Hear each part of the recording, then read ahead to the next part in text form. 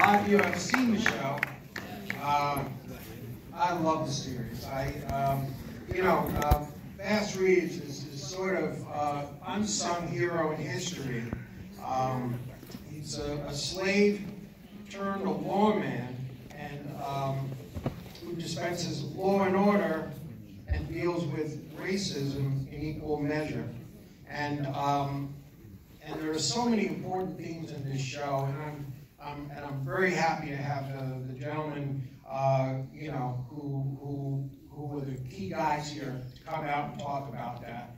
First, I'm going to introduce Chad FEEHAN, and he's the creator, showrunner, and he is an executive producer. And he's done things like Ray Donovan and Banshee and a whole bunch of movies. And then we have David OYELOWO, who plays the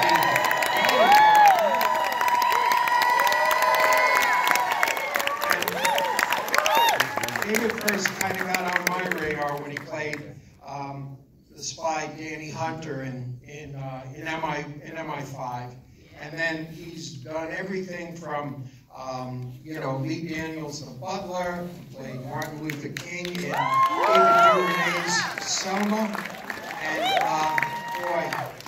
but this one I think kind of turns a page in the way we look at David. So in this Paramount 101 Studios series, and that's part of the Taylor Sheridan universe. So why don't we sit down, and you guys sit over here, and let's start with a clip, shall we? Larry, roll that clip.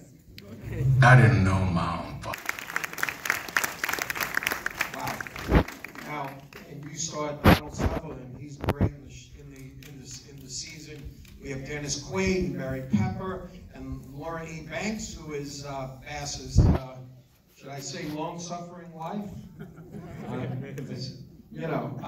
So I want to start this way. So Chad, you spent a lot of time shaping Ray Donovan, who's one of my favorite TV tough guys.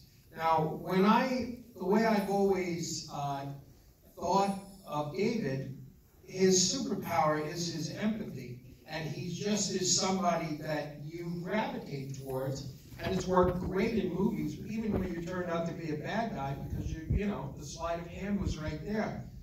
So, but Bass Reeves is one of the biggest badass guys that I've seen come along on a TV screen in a good long time. Can you guys tell me what went into turning our lovely David into just somebody who you just don't want to be on the business end of his six-shooter? Yeah, I mean, I was saying this to you out in the hall. David is the most talented individual I've ever been around. Yeah. And the only thing that sort of supersedes his talent and his work ethic is his humanity. And so to turn Bass or David into a badass wasn't really that difficult, because this man's talent is so extraordinary that, it seemed to me, I know it wasn't effortless for him, but it seemed effortless. And I know that he spent an inordinate amount of time learning to ride horses, learning to fire firearms, and working out with the trainer day in, day out. So, last thing I'll say is that during the entire shoot, I never saw David eat lunch once. He was working on his body every day at lunch, because he was in practically every scene, and it was the time that he could get to become a badass. David, what would you say? What was the thing you hated and the thing you most loved as you made that transformation into Bass and a character who was so adept at horseback riding and so convincing in a shootout? That's the guy you want by your side. What was that like? What was the toughest part, and what was the most gratifying part? Well, first thing to say, it just never gets old to see your head the size of a house. I was sat there going, whoa, that's big! This never gets old. Actually, there was nothing I hated, because the idea of playing Bass Reeves was first presented to me in 2014. And I naively thought that, having done a little bit of a dive, this extraordinary character, of course we're going to get to make this show. Of course, every studio, every network, every cable, streamers didn't even exist back then, is going to want to do this. And we got roundly rejected by everyone twice, with a 2-year gap in between. And so, by the time we were actually shooting this, it had been an 8-year journey for me, trying to get this thing made. So, the horse riding, the dialect work, the, working on every aspect alongside Chad, who just did the most extraordinary job of bringing this character to life, because he had a 32-year career as a lawman. So, distilling it down to an essential part of his story in order for it to be something that the audience can gravitate towards was very much in Chad's hands and that writer's room's hands. But because it had taken so long to come to fruition, honestly, every day was a blessing for me, because my dream was literally coming true before my eyes. As a 6-year-old kid, up until, into my teens, I was obsessed with Westerns. But I never saw a cowboy who looked like this guy. And so to literally be stepping into what I consider a gift to my childhood self just meant that no matter how brutal what we were doing was, it was just always a joy. So I covered 1883 quite a bit. And LaMonica Garrett plays this role where he was almost like a Danny Glover role in Lonesome Dove. And he, Danny, to Robert Duvall, and then LaMonica had a similar dynamic with Sam Elliott. And LaMonica told me that he was aware of the fact that only in like one TV Western and way late in the run was there a black actor that you saw in the silhouettes during the credits. And when he saw his photo, and I was there at the premiere in Las Vegas, he and his entire family just broke down and wept. And to him, this was a moment, this was a very important moment. David, I shared that with you, and there you are, and you are all the credits, your image, it's vast. That's never happened before in a Western with a black actor. Can you give a sense as to what that meant to you and why this whole thing, people don't even probably realize how groundbreaking this is. It's something I kept saying to Paramount as they were going into the process of greenlighting this, is that this hasn't happened before. The closest thing I have seen in terms of this time period would be the wonderful film Glory. But that film centers Matthew Broderick. And I think it's because Denzel Washington and Morgan Freeman and the amazing and late Andre Braugher give such extraordinary performances that they are as indelible in that film as anything else you remember, but they were not central. And so I always knew that that's also what's important about this. And that's why partnering with Chad on this was such a beautiful experience, because when we first met about the possibility of doing this, we're both fathers, we're both happily married men, and we felt the way in for a global audience should be not just appealing to the sensibility of people who love Westerns, but the family. And essentially a black family, which is also something you never see in this time period.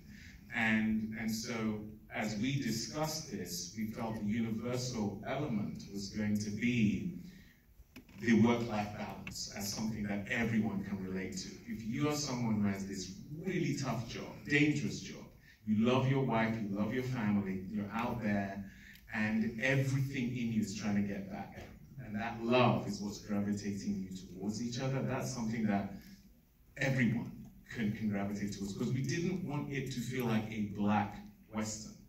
It's just a great story with an unbelievable central character at a time in America's history that is just so profoundly important, and yet we haven't seen it. And so those were the things that were important to us, not just breaking the mold, but it being a character that everyone should have on the tip of their tongue, because as you say, that's something that we just haven't seen as much as we should have done. Because, you know, 1 in 3 cowboys was black. You know, the only reason why it's cowboy is actually, they used to be called cowpunchers. Cowboys because they were black, and it was a derogatory term towards cowpunchers, because there were so many black cowpunchers. So that's how we even have cowboy. And these are the things that people don't know, and, you know, hopefully that's part of what we get to show. You know, your character's dynamic with Barry Pepper is so interesting. You don't know where you stand on Barry Pepper, even though at the beginning he basically shoots your surrogate son, and so, you know, but then he sort of redeems himself. But by the time you end up in those last scenes, it's like Clarice being in the house of Hannibal Lecter in a way, and you know, and the idea that he is faced with being once again put in shackles. It just, because I know you say it wasn't a black Western, but there were dynamics there that played perfectly to history.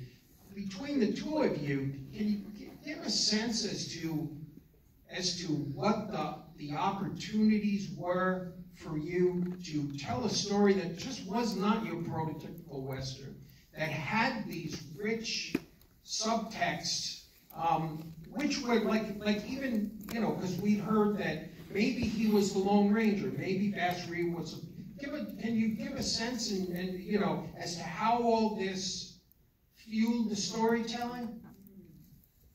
Yeah, I mean, the idea for Esau came to me early in the development process, and David suggested I meet with Barry, and I did a Zoom with Barry, who I've loved for a very long time.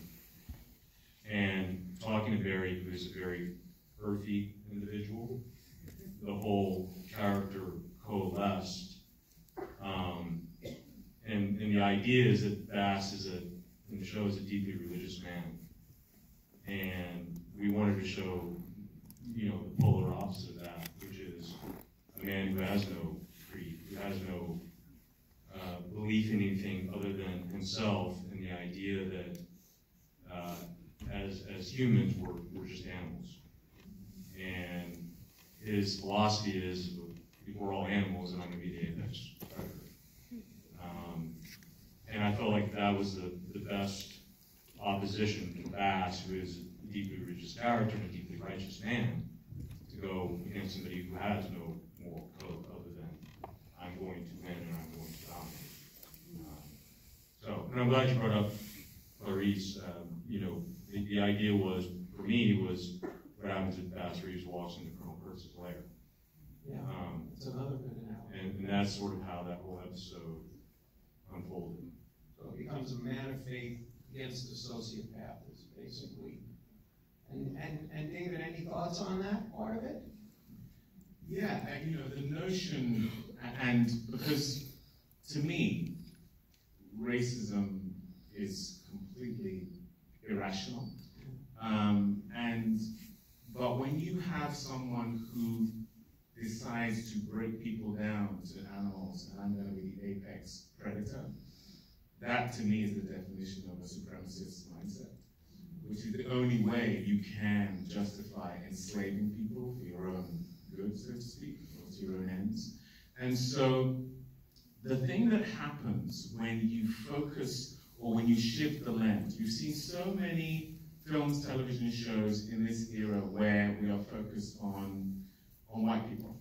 And when you shift it to black people who you have enough time to humanize them.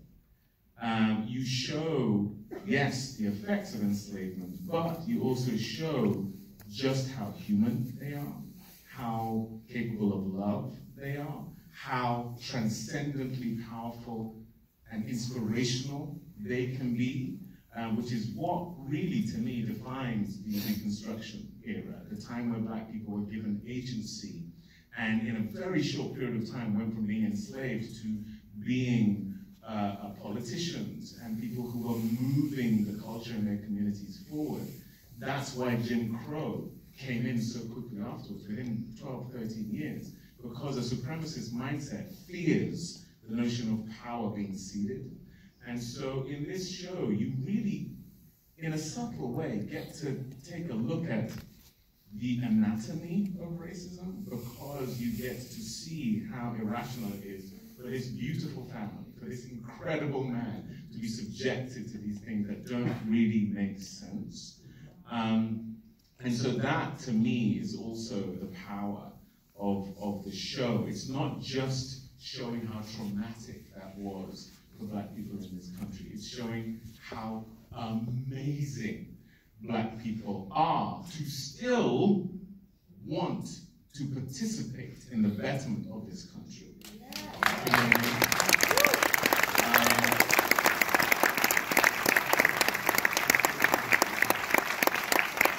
And that's what 10 episodes gives you, which was again the gift of doing the show. You know, every time Bass went off on one of his missions, I just worried for the family that he left behind, because there was racism all around, and in a way, his wife and especially his oldest daughter seemed a little bit oblivious to the threats afoot. And I thought, when I watched the end of that 10th episode, I was like, I want to see more of this. Is Bass Reeves hanging up his six guns? Because I realize this is constructed as an anthology series. Are we coming back, or are we? Do we hang up our saddle? Chad. You know, if there is another season of LAWMEN, it will focus on a new lawman or lawwoman. Oh, yeah. There are several. Hope you're hearing, Paramount. There are several figures in history, much like Bass, who deserve their day in the sun. And so, as much as it pains me that this marriage is taking a hiatus, you know, that is the reality. So. Wow. And I wonder, now this was done under the Taylor Sheridan universe, and I'm sure a lot of the propulsion to make this happen had to do with his determination to bring stories of the Old West to the screen. What was the biggest thing he brought to the table here? I mean, he's writing and exec producing all these series. What's the biggest thing that he brought to the table for you guys? It was my propulsion that brought this to fruition. Thank you, Taylor. But Taylor has created an indisputable world in which Hollywood could no longer use the excuse that it had used with me when I was trying to get this made. The first time we went out in 2015, every studio said, we're not doing this because no one's doing Westerns. 2 years later, they said, we're not doing this because everyone's doing Westerns. Which is code for, we're just not doing this.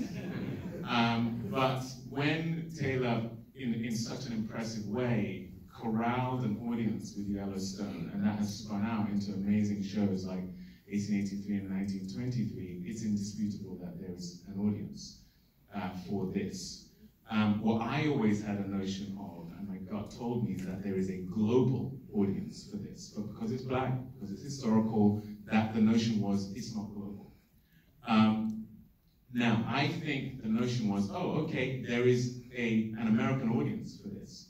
But the thing I'm most proud of with the show is that LAWMEN Bass Reeves was the most watched show globally on Paramount Plus last year.